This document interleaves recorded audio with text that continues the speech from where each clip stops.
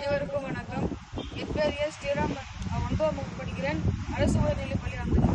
என் பேர் ஆகாஷன். 9ஆம் வகுப்பு படிக்கிறேன். அரசு உயர்நிலைப் பள்ளி அம்பலம். கிராமங்கள் முழுவதும் அமைந்துள்ள ஆறுகள், ஏரிகள், குளம், குட்டை ஆகியவற்றை நிரம்பி வழிகின்றன. அவை தடுக்கும் நடவடிக்கைகள். கிராமங்கள் குறிப்பிட்ட எல்லை வரை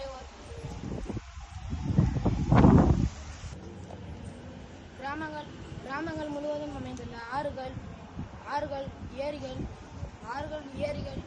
மற்றும் கிராமங்கள் ஆகியவற்றை தடுக்கும் நடவடிக்கைகள்.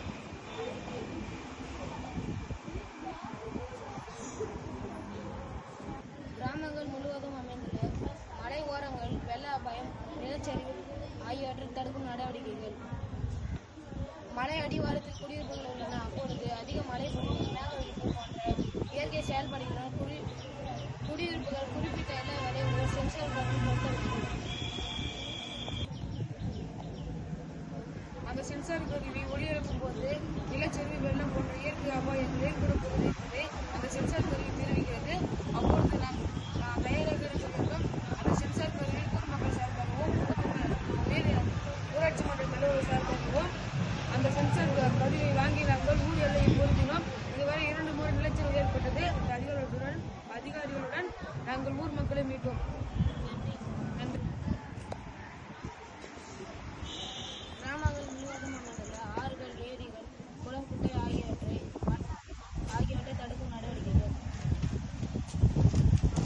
குடியிருப்புகள் உள்ளன. அப்போது நிலச்சரிவு, வெள்ள அபாயம் போன்றவற்றை உயிர்கள் சேதம், பொருட்கள் சேதம் ஆகியவற்றை தடுக்கின்றன. குறிப்பிட்ட எல்லை வரை ஒரு சென்சார் கருவியை பொருத்த வேண்டும். சென்சார் கருவி ஒளிபரப்பும் போது நிலச்சரிவு, வெள்ளம் போன்ற இயற்கை அபாயங்கள் ஏற்பட போகுது என்பதை அந்த சென்சார் கருவி தெரிவிக்கிறது. அப்பொழுது உடனடியாக அந்த சென்சார் கருவி ஊர் மக்கள் சார்பாகவும் ஊராட்சி மன்ற தலைவர்கள் சார்பாகவும் அந்த சென்சார் கருவியை நாங்கள் பொருத்தினோம். வெள்ளம் ஏற்படும் பொழுது கேரளாவில் வயநாடு இடத்தில் ஏற்பட்ட வெள்ளத்தில் 122 பேர் இறந்தார்கள். உதாரணத்திற்கு திருவண்ணாமலை மாவட்டத்தில் மலைச்சரிவு ஏற்பட்ட பொழுது 7 பேர் மண்ணுக்குள் புதைந்து இறந்தனர்.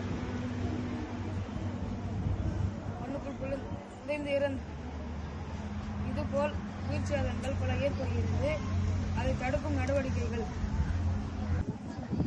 இதை தடுப்பதற்காக இந்த யோசனை எங்களுக்கு வந்தது.